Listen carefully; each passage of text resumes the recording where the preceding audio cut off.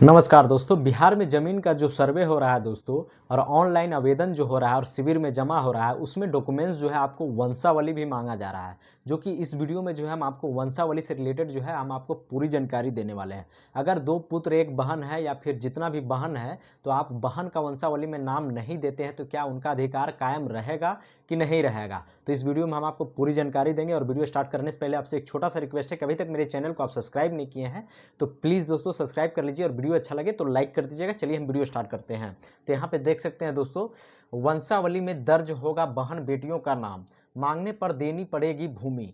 और यहाँ पे देख सकते हैं बिना जमाबंदी रसीद वाली जमीन का खाता बिहार सरकार के नाम से खुलेगा। फिर यहाँ पे जो है दोस्तों, राजस्व एवं भूमि सुधार विभाग ने जमीन के स्वामित्व को लेकर होने वाले विवाद को सुलझाने के लिए दिशा निर्देश जारी किया है।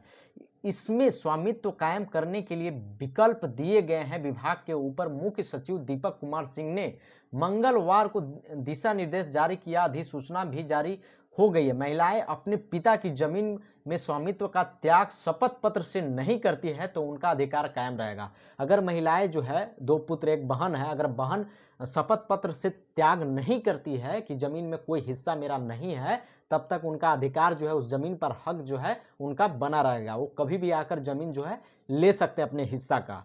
ठीक है। और यहाँ पे देख सकते हैं वंशावली की घोषणा में बहन बेटियों का नाम दर्ज करना ही होगा।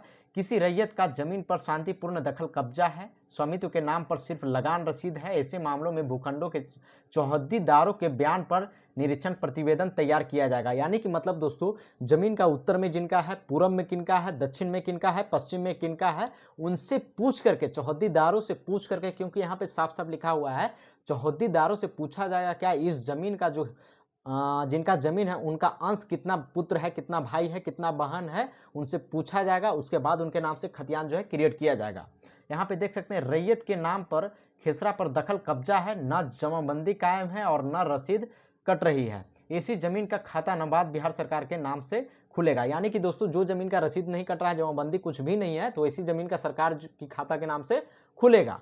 फिर देख सकते हैं अभियुक्ति कॉलम में अवैध दखल कार का नाम दर्ज होगा। और यहाँ पे देख सकते हैं कुछ ऐसी भी जमीन है जो सर्वे खतियान में नबाद बिहार सरकार के खाते में दर्ज है, उस पर मकान बना हुआ है। यानी कि कुछ ऐसा जमीन है दोस्तों नबाद बिहार सरकार पर, यानी कि सरकारी जमीन है, उस पर घर बना हुआ है, मकान बना हुआ है, तो उसका देखिए क्या होगा। उस पर मकान बना हुआ अभियुक्ति के कॉलम में दखल कार का नाम दर्ज है, दखल के उपलब्ध साक्ष्यों के आधार पर रैयती खाता खोला जाएगा। तो उनका जो है इस बार खतियान जो है रैयत खाता खोला जाएगा दोस्तों। ठीक है, इस बार रैयत कर दिया जाएगा। जिनका सरकारी जमीन है उस पर घर बना हुआ है और कब्जा करके रखे हुए हैं, घर बना करके रहे हुए हैं, तो उनका जो है रैयतकरण खाता, रैयती खाता खुल जाएगा। यहाँ पे साफ साफ लिखा हुआ है। खतियान में दखलकार दर्ज होने अथवा न होने दोनों मामलों में क्रमशः उनके वंशज अथवा वर्तमान दखलकार क्रेता के दखल के आधार पर उनके नाम से खाता खोला जाएगा। विशेष सर्वेक्षण एवं बंदोबस्त की किसी प्रक्रिया में कोई हिस्सेदार पूर्व में किए गए बंटवारों में असहमत होते हैं तो आपस संयुक्त खाता खोला जाएगा। अगर कोई भी जमीन जैसे में शेड्यूल बना हुआ है, ठीक है, उसमें कोई भी आपत्ति दर्ज कर देता है तो सभी के नाम से खाता खोल दिया जाएगा। जैसे शेड्यूल अलग अलग भाइयों के नाम से बना हुआ है, तो अगर उसमें एक भाई भी आपत्ति डाल देता है कि मुझे प्रॉब्लम है, जमीन सही से बंटवारा नहीं किया गया है, तो फिर सभी के नाम से खतियान क्रिएट कर दिया जाएगा। वंशावली यानी कि शेड्यूल में जितने व्यक्ति का नाम रहेगा उतना व्यक्ति के नाम से खतियान जो है क्रिएट कर दिया जाएगा, अलग अलग नाम से नहीं किया जाएगा अगर आपत्ति दर्ज करता है तब। फिर यहाँ पे देख सकते हैं दोस्तों, पूर्व में गैर मजरूआ जमीन हो गया। फिर बंदोबस्ती के आलोक में रैयतों के पास अगर कागजात उपलब्ध नहीं है तो भूमिहार श्रेणी के इन रैयतों की अंचलाधिकारी की रिपोर्ट के आधार पर स्वामित्व बना रहेगा। राजस्व एवं भूमि सुधार मंत्री डॉक्टर दिलीप कुमार जायसवाल ने कहा कि भू अभिलेख की स्थिति ठीक नहीं है। कैडेस्ट्रल सर्वे में को 100 साल और रिविजनल सर्वे को हुए 50 साल से ज़्यादा बीत चुके हैं। और बाढ़ देखिए, अगलगी, दीमक लगने से जमीन के कागजात नष्ट हो गए हैं। उम्मीद है कि अब लोगों भूमि सर्वे के काम में बढ़ चढ़कर हिस्सा लेंगे दोस्तों। अब भी भूमि सर्वे की रफ्तार भी तेजी होगा। और यहाँ पे देख सकते हैं दोस्तों, साफ साफ लिखा हुआ है आपसी सहमति से किया गया जमीन का बंटवारा मान्य है। आपसी सहमति जैसे में शेड्यूल बनता है, आपसी सहमति से 3 भाई हैं तो तीनों मिल करके सही तरीके से आपसी सहमति से बंटवारा करते हैं। अगर जिसमें सही को बराबर बराबर हिस्सा मिलता है और सभी लोग सिग्नेचर कर देते हैं तो उनके अनुसार जो है खतियान क्रिएट किया जाएगा। फिर देख सकते हैं आपसी सहमति के आधारित सभी पक्षों के बीच हुआ हस्ताक्षरित बंटवारा मान्य है। इस आधार पर सभी पक्षों का खाता खुलेगा।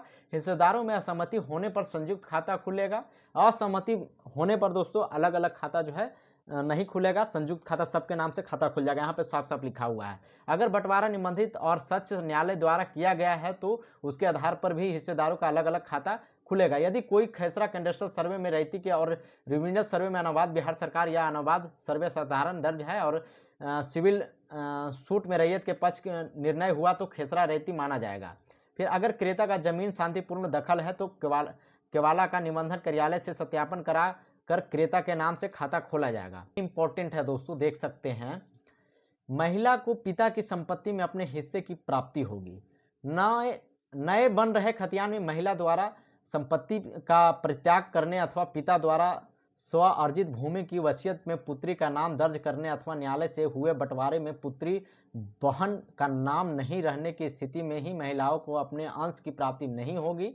अन्य सभी दर्शाओं में प्रत्येक महिला को अपने पिता की संपत्ति में अपने हिस्से की प्राप्ति होगी। वंशावली में बहन बेटियों का नाम दर्ज करना अनिवार्य है। अगर कोई महिला शपथ पत्र के माध्यम से संपत्ति का परित्याग करती है तो खाता में उनका नाम दर्ज नहीं होगा। जैसे में दोस्तों यहाँ पर जो है साफ साफ लिख दिया गया, अगर कोई भी महिला जो है अगर सत्याप्रति शपथ पत्र में सिग्नेचर कर देती है कि हमको हिस्सा नहीं चाहिए, उस जमीन में भाइयों का हिस्सा में हमको नहीं चाहिए, तो उनका नाम से खतियान में नाम नहीं रहेगा, नाम से खतियान क्रिएट नहीं किया जाएगा, यानी कि खतियान में उनका नाम कहीं नहीं रहेगा और उनको जो है हिस्सा नहीं मिलेगा।